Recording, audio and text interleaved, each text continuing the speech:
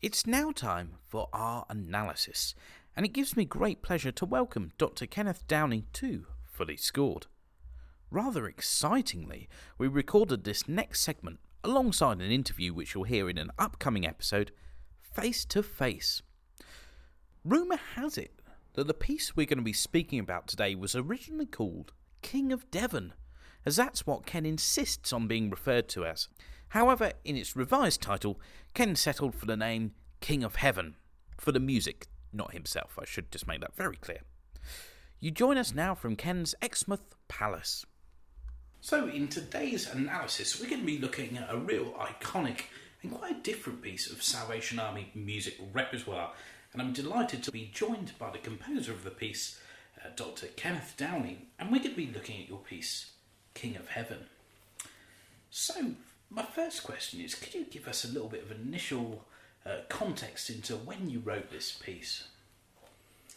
Yes, I think it was about 2005, and I was working part-time in the music editorial department, and in a way, King of Heaven is a bit of an accident, really, in that Stephen Cobb, the ISP bandmaster, asked me to write a sort of entrada, kind of 1.5-2 minute entrada to start a festival off. That was what he asked me to do. And now this is not an entrada lasting 2 minutes. This probably lasts about 8 or 9 minutes, and so it didn't work out as requested. I had this. I became frustrated about the great hymn "Praise My Soul, the King of Heaven." It is by Sir John Goss, the music, and I've always loved it, and it's no surprise it's been used on wonderful state occasions and weddings and things. It's such a majestic hymn, and the treatment of it in more recent years has been different, as has happened to many tunes. I never felt it sat comfortably with the tone of this great hymn, so that was my starting point, trying to get this hymn in the context in which I felt it should be. Praise my soul, the King of Heaven, to his feet thy tribute to bring, ransomed, healed, restored, forgiven. Who like thee his praise should sing? Praise him, praise the everlasting King. Now we're sitting here in Exmouth, and if we look towards Torquay, Torbay, Berryhead Lighthouse, that's exactly where these words were written by Henry Francis Lyte. He was the vicar there, and in the early 19th century, and he wrote a number of hymns, including "Abide with Me," and this, I think, is a wonderful hymn, and I feel strangely connected with it now because it was written so close by. And the man who wrote the music was Sir John Goss, and if I remember rightly, I should have checked this, but I'm pretty certain he was the organist at St Paul's Cathedral, and he wrote some great stuff. And when he wrote the tune for these magnificent words, to me it fits like a glove, and so I feel we've lost something with that great hymn in the way it's treated now. I don't know how you could possibly sing all 4 verses in the same manner. And just in case listeners are interested,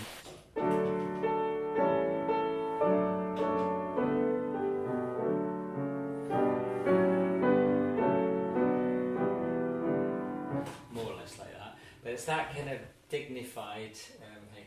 But when it gets to verse 3, Father, like he tends and spares us, well our feeble frame he knows, in his hands he gently bears us, rescues us from all our foes. So, not surprisingly, he doesn't give it the same treatment. He does this.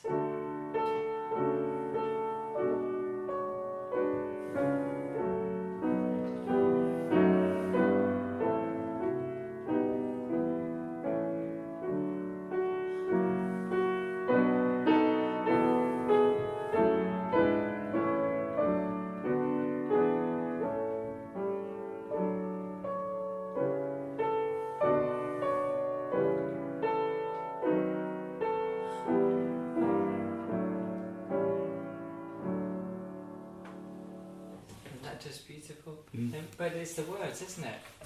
And likewise, in the last verse, when everything is grand, and of course you've got to imagine an organ here in St Paul's Cathedral with all the sound filling it. Oh, how I wish we had organs in the Salvation Army.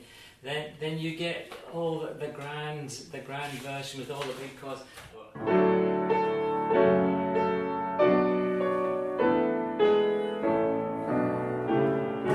It goes on like, and then the last phrase. Then you get this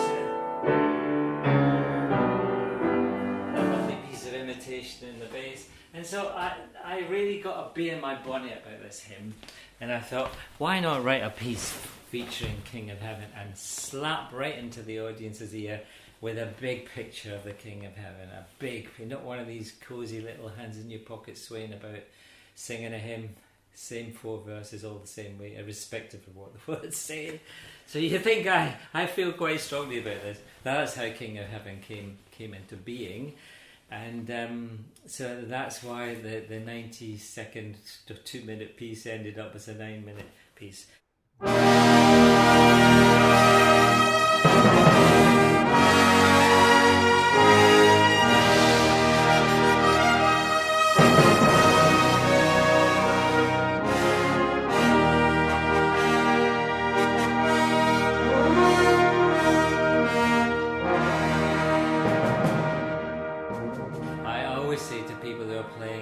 Try and imagine, if you're old enough to remember Ben-Hur or the 10 Commandments or one of these great big Hollywood productions from those years past, where they have a massive scene, usually with Roman troops coming back from the empire, paying homage to the emperor with various things they brought back, trophies.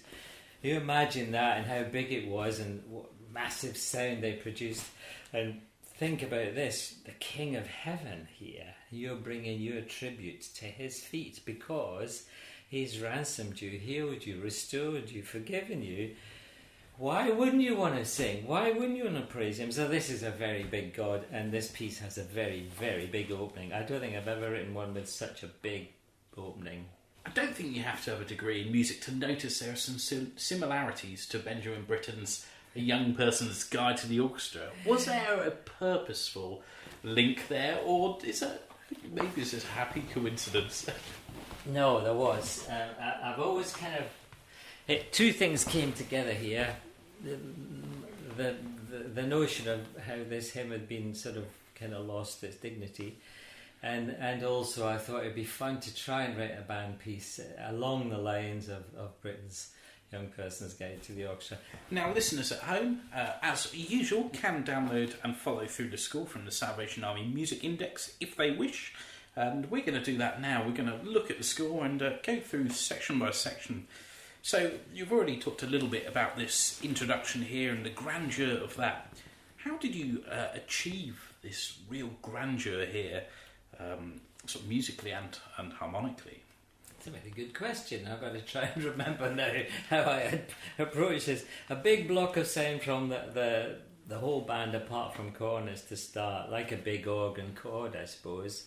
So the first few bars, we've got the cornets versus the rest of the band and big, strong interjections from timps.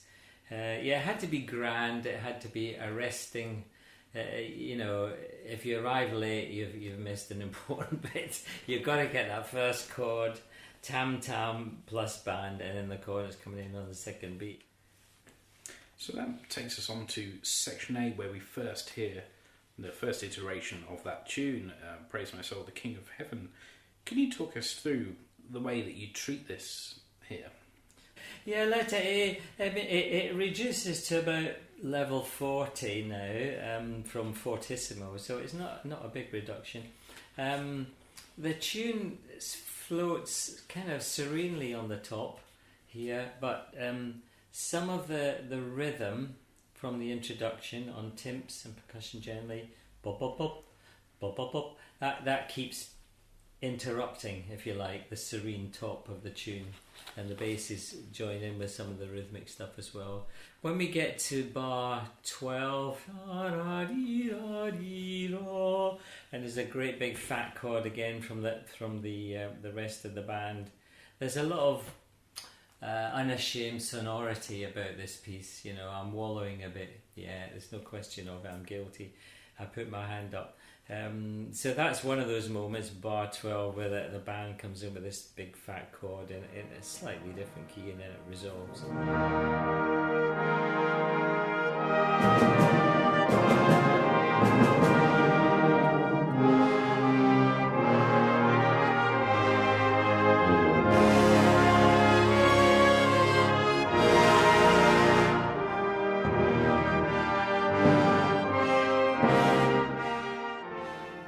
So yeah, the style is epic.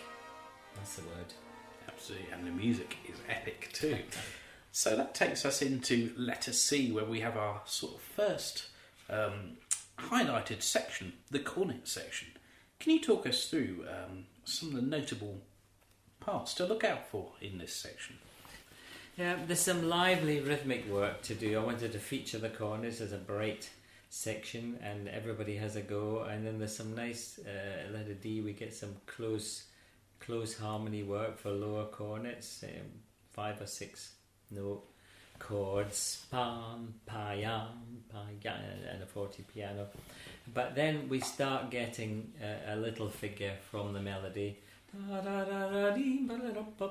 So you'd have to be pretty dense not to pick that one up. But letter D, bar 2. So that starts working in against, Praise My Soul, working against the little figures below. There's some crisp rhythmic stuff follows that, and then we also get in bar 3940,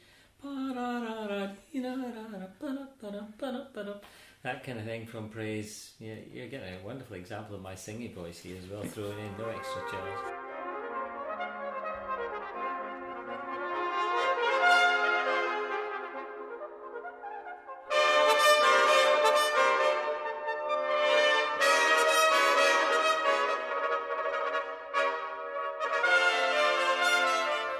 I like to feel that my music, with my variations, and I'm keen on variations, that they're not the kind that people think, well, what's that got to do with the tune? I really hope that they can hear it. But if they can't hear it, certainly if you get your hands on a score, they can see where I've got my ideas from. So that takes us through to section F, where we have the sax horn family of the band featured, the horns and the baritones. Can you talk us through this next feature? Yeah, I've tried to link those two together so that the big cornet chord just before F, the forte piano, the horns, baritones, the middle of the band, they come in at that point. And then when we come out of that chord, they're left on their own. So that's the signal that they're the next people to receive attention, have their own variation. Change of time into compound time, quite a quick 6/8. Some bands take this too quickly, I think, and it's hard. I think it's hard to get the neatness and precision. But the connection with the theme, I think, is pretty good. They're pretty obvious.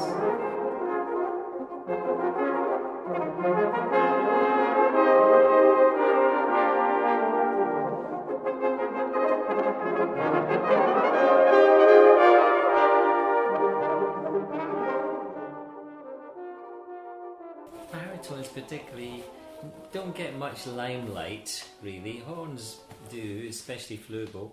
So I thought, they all need something to do. So every player has to cope with something. Most second baritone players have thanked me for letter G when they get a little solo, which they seldom do. The trouble with writing for the Salvation Army, as opposed to contesting bands, if you write for all the parts the way you'd like to, you'd want the interest to be equal between so-called secondary parts, But often in the army, we struggle to fill those parts with good players. So you end up not giving them interesting things to do, which I hate really. I much prefer everybody had something interesting to do. So in a piece like this, you feel as if, you can justify. Yeah.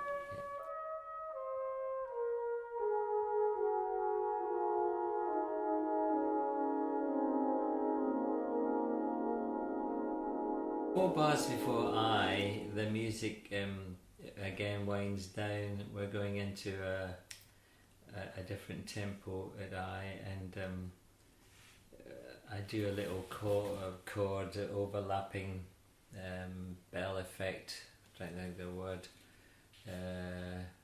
Anyway, there is a fancy word for it, but all the sounds all overlap and intermingle and everything. So you end up really with a big discord, but it doesn't sound like a big discord because it's all quiet and melded together.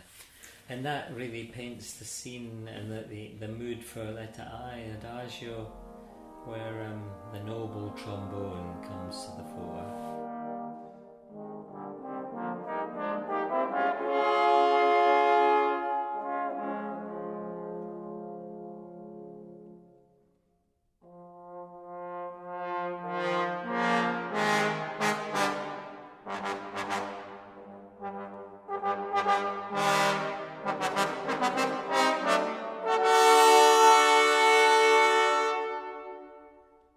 Actually, one of the things that always astonishes me in this variation is the amount of space.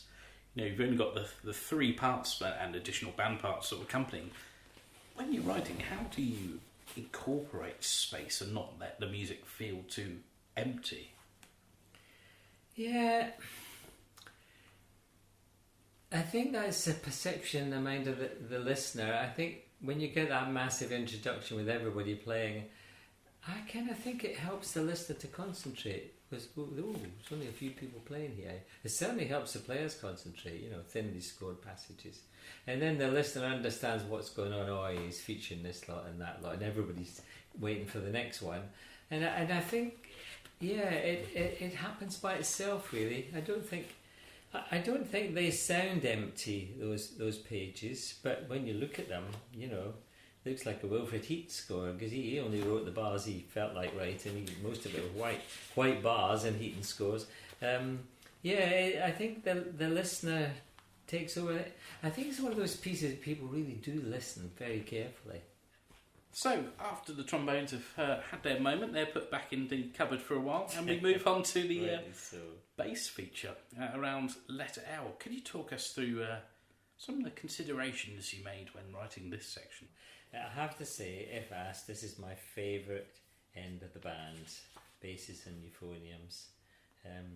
The warmth that you get from divided tubas and things, or an extended tuba family with euphonium added in, is something special. I mean, it's I'm not sure there's quite a parallel in the orchestra. I mean, writing for orchestra, you always feel you've got a lot more colours available.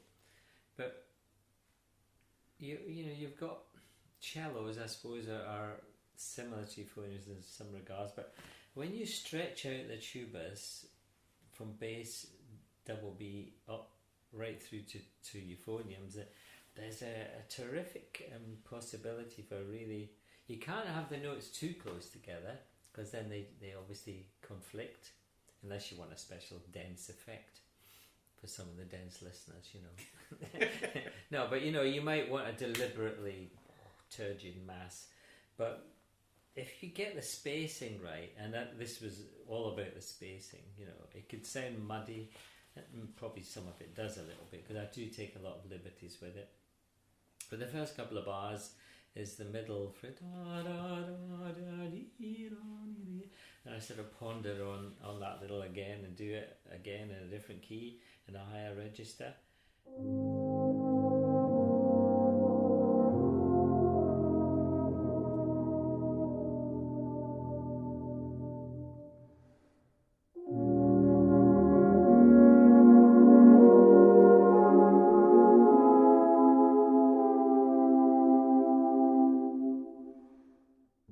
Keeping tubas in tune in a higher register is a big ask, and I ask them. There's some very high writing, especially for E flat tuba there. You can see with those poses. It's not easy, I realise that. But most tuba players I know have been up for the challenge, and in the contest pieces I've usually written challenging tuba lines, and they're usually up for it. So I think probably they enjoy.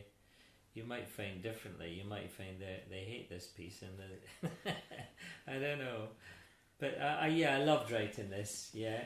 So that takes us to letter N, and we have our percussion variation. Certainly not something that you see in the brass band world that often, although maybe more increasingly so in the last 10 years or something. Can you talk us through how did you get the excitement to rebuild in this section, using twigs and other bits of wood? Yeah, I always feel a bit out of my depth with percussion, especially anything to do with drum kit and stuff, and how to notate it and everything. It always troubles me. But I think probably having written a few test pieces before this stage, I felt a bit more liberated by that experience,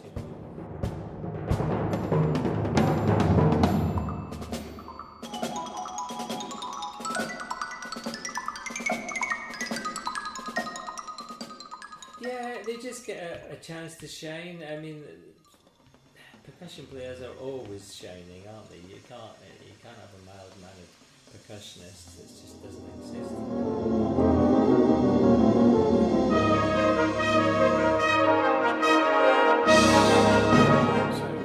From my observations here at the school, when we get up to 144 crotchets per minute, we have this carillon effect again coming from earlier that we saw in the cornets, and supported by all the forte pianos in the middle band. Can you talk us through this sort of transitional section through here all the way through to P? Yeah, very good question, really. Obviously the carillon is the last phrase of the tune. Praise him, praise him, praise him, praise him. And I just thought that would be quite a good figure for cornets and trombones to do at the octave. And again, praise him, praise him, praise him. That's the thematic link to all this. This really, every bar has that, doesn't it? From 169 right through to the little fugato section at letter P.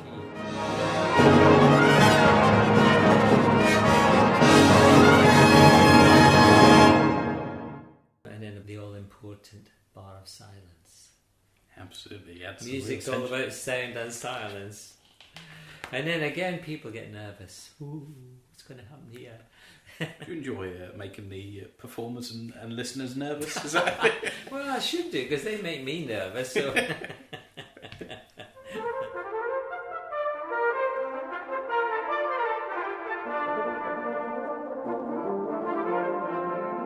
So letter P, we have this little fugato theme. Is this derived at all from Praise My Soul, or is this an original sort of melody? Oh no, it's derived.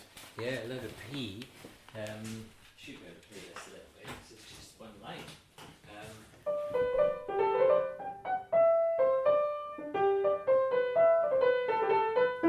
So yeah.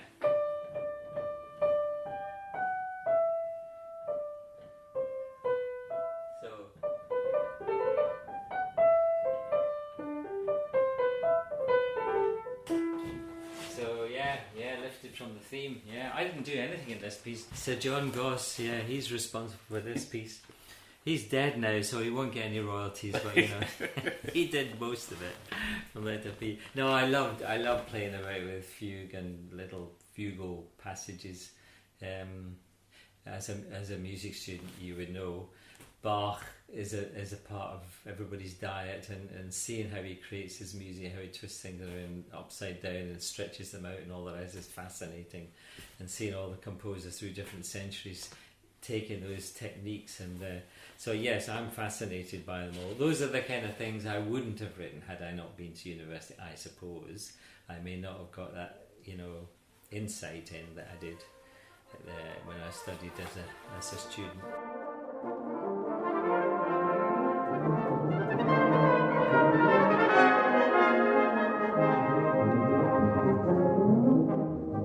You'll notice the band sort of three sections, 2 bars before T. You've got the middle of the band come in syncopated, and then the trombones and second baritone come in syncopated with their quavers, and then the bam, the on the beat. They're all off the beat, and then the tune therefore sounds much more prominent coming in on the beat at letter T, and that's the theory anyway.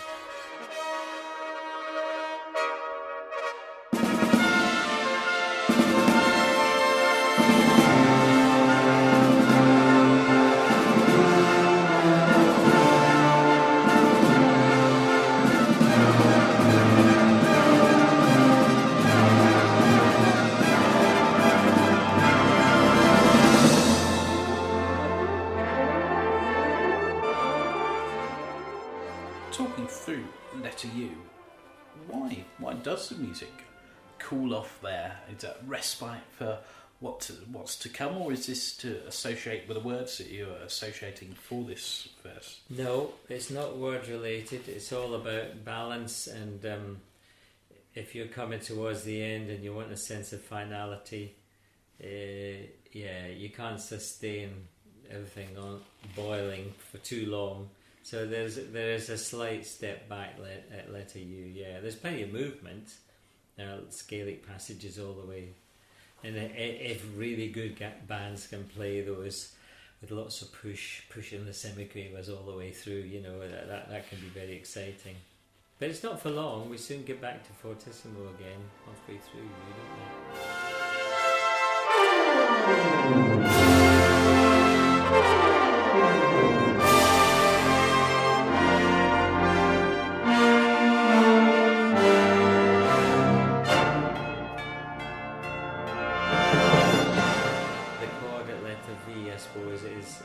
Is surprising. It's like an interrupted cadence. You think you're going to chord 1,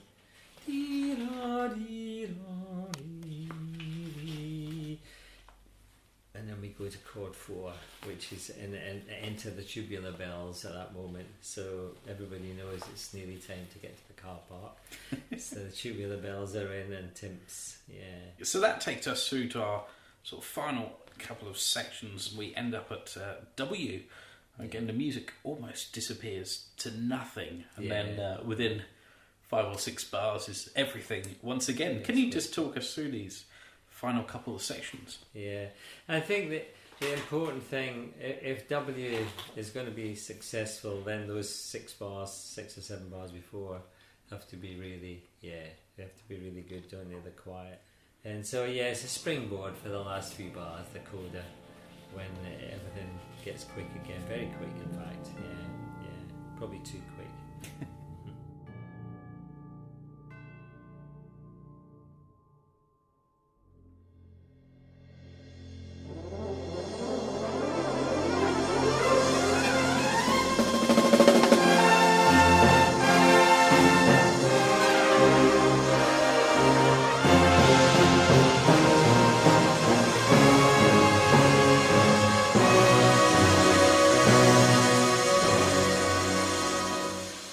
There's a fantastic driving rhythm through section X, here in the timpani and doubled in the bass trombone, euphoniums and bass sections. Hammer blows.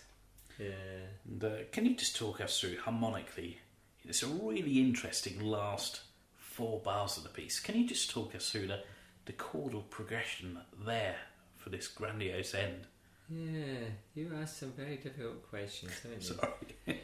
Yeah, I think the simplest way of looking at those, we're in a written G, concert F, but starting from letter X, the tonic G written is all the way through there somewhere. Letter X, you've got the chord on the chorus, and you've got this underneath.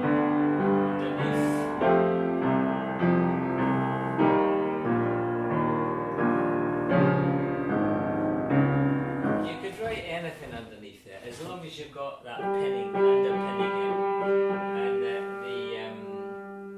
and the ear goes to the link, I believe. So although that you would call that seriously a discord, it's a serious discord, but because that's still there all the way through. So it's a kind of inverted pedal, I suppose, you'd like to say, at letter X. So that's really what holds it together. The soprano has got that, and comes back there. So you end up, with a massive discord on the pause, and it gets resolved on the last chord. I don't think people would find these chords offensive, really, because of the tonic. I don't know. Do you? What do you think? Do you think it's deeply offensive? I was considering walking out. That sounds very wonderful. wise, very wise. And then the ending with cornets and trombones and horns, they're just sliding up in first inversions to resolve on the last chord.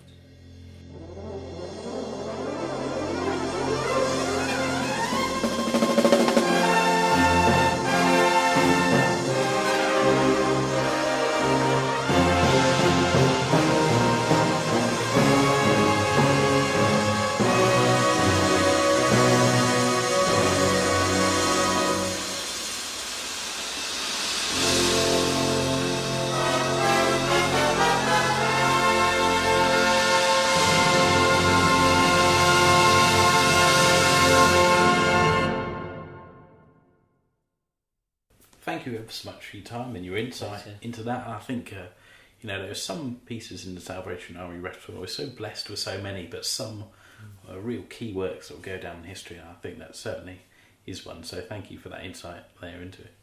It's a pleasure. Thank you.